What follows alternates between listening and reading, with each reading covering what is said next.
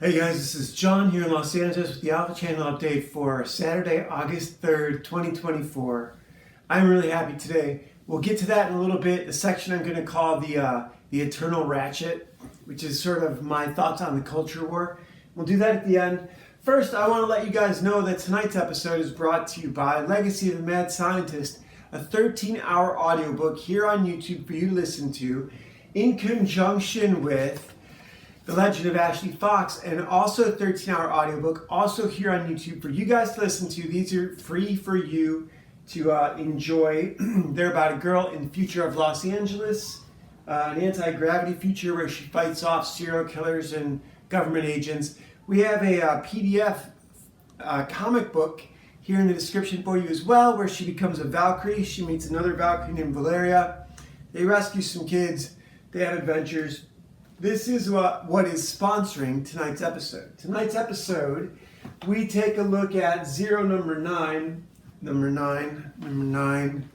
by Image Comics, written by Alice Cott, with a new illustrator. He's actually pretty good.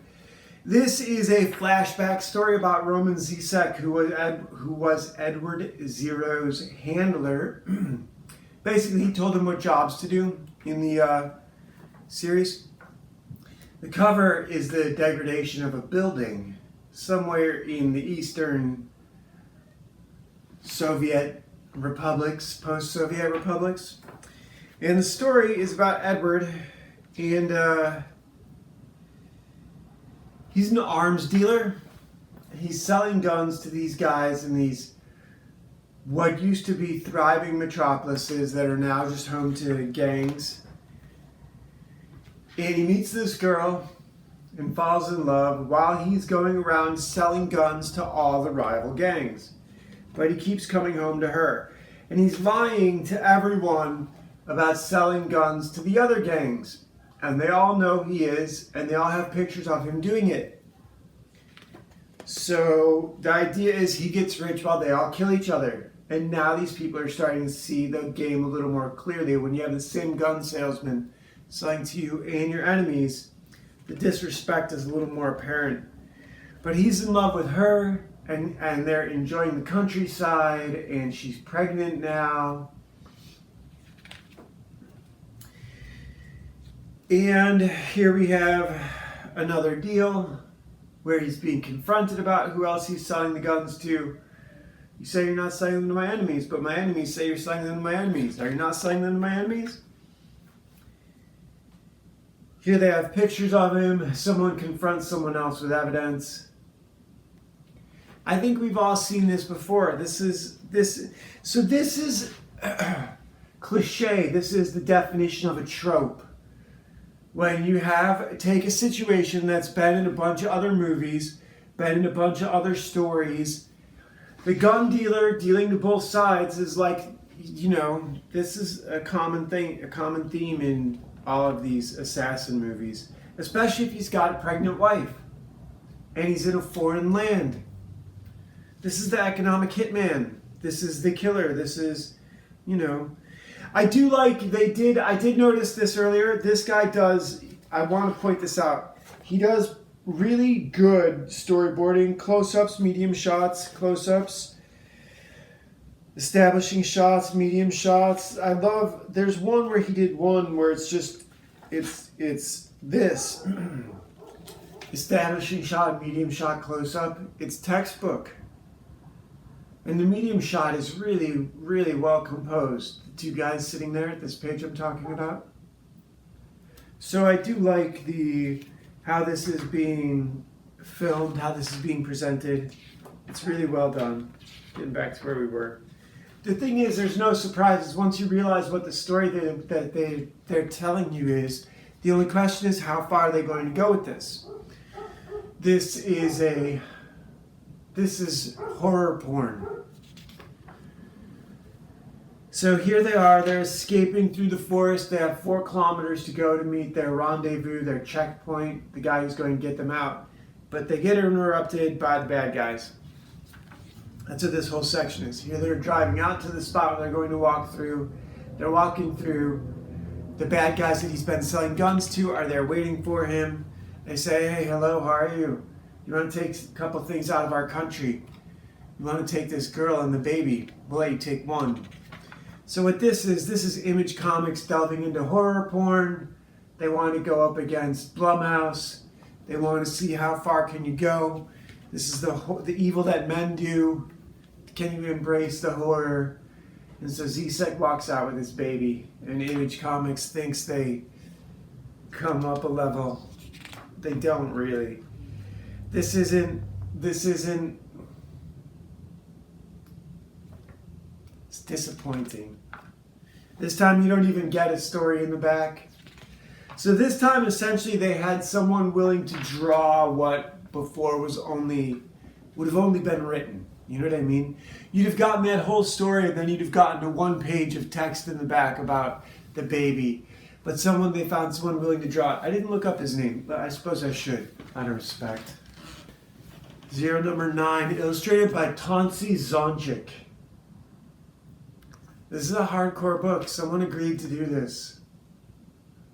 This is like, 8mm snuff film stuff. Zero is delving into Vertigo territory. At least Vertigo had the common sense to dress it up as magic. You guys just do it out of cruelty. So, the Charles Bronson movie, Evil That Men Do, I remember seeing the beginning of that in a really hot summer, kind of like it is now, and only watching the beginning of it, like leaving the room or going to do something else. I don't remember what else was going on, but I didn't have anything to do with that. Some of this, I believe, is maybe sort of the production versus production capacity stuff Stephen Covey talks about, where he talks about how someone can come in and burn out, demand all the production you can get from a unit, from a people, from a group, from a department, and then leave the unit in disarray, where it takes 6 months to get everybody back up to speed because the machines are burnt out and the people are burnt out. That happens. So, we see that kind of happening to the people of the country right now. People are being squeezed thin deliberately to see how much they can take, to see how far before they snap. And it's interesting because it's not here where the snap's going to happen. I talked about this, the ratchet. Before we get into the ratchet, let's do this. Let's do the Wildwood Tarot for today. We've got a good one today. This is the box. I really like this box. This is the book. I really like this book. This is the card for today. The Queen of Stones, I believe. The Bear. I love how this card is done. The fiery sky, the bear at the door to the cave. The mother bear. Get between a bear and her cubs. Whoo boy. Yeah. So that's a good one. That's a good one for today. And that leads me to the Eternal Ratchet. You see the ratchet breaking in England right now. Apparently, so England and Ireland and Sweden have been really putting up a fight against the immigrants because the immigrants are shit people. They're uncivilized. And the last place they should be is England or Ireland or Sweden because those places are civilized. And civilized means something. It means we eat with forks, not with our hands, for one thing, you filthy motherfuckers. And apparently a bunch of these uncivilized English as a second language people went around with hammers and pieces of lumber and clubs looking for the guys who were protesting their presence. I saw a video of it today, and they're going to find them.